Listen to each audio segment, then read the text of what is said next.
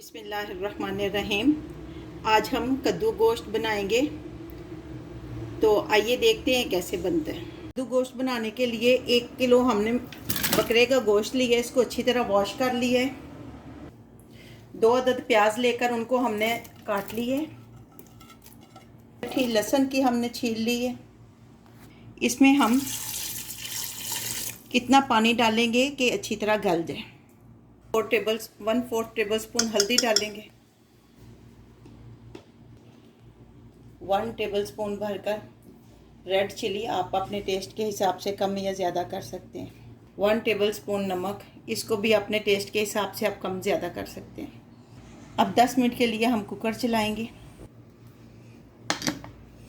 Cooker हमने लगा दिए। अब 10 मिनट के बाद आपसे मिलते हैं। कुकर खोलेंगे।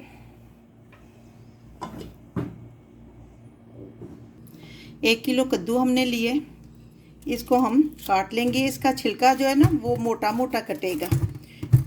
और ये भी देखना है कि कद्दू जो है वो कड़वा ना हो। हमारे इधर कद्दू जो है वो कड़वे आ जाते हैं।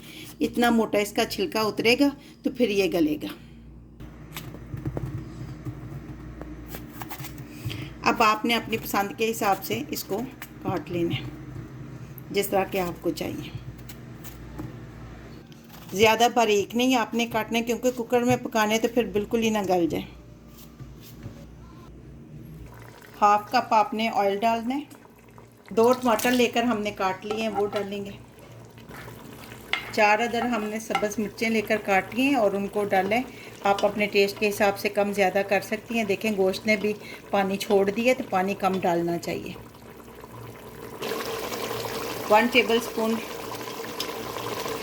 धनिया पाउडर, 1 टेबल स्पून ज़ीरा पाउडर, 1 टेबल स्पून गरम मसाला।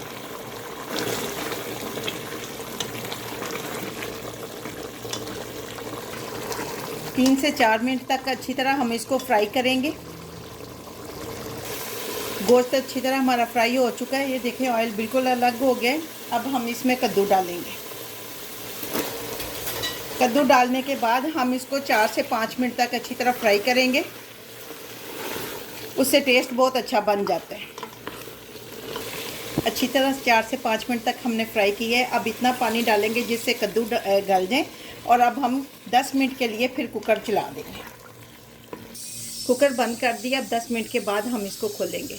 10 मिनट के बाद आपसे मिलते हैं। दें जी, कद्दू गोश्त बनकर तैयार है। अब हम इसको डिश आउट करेंगे।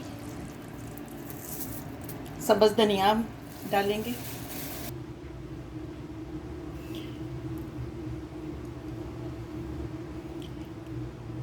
ये गार्निश करने के लिए हमने बारीक सब्ज़ मिर्चें काट ली थी 2-3। आपकी मर्ज़ी है आप इससे गार्निश करते हैं या नहीं। तो आप भी बनाएं। उम्मीद है कि आपको ये डिश बहुत अच्छी लगेगी।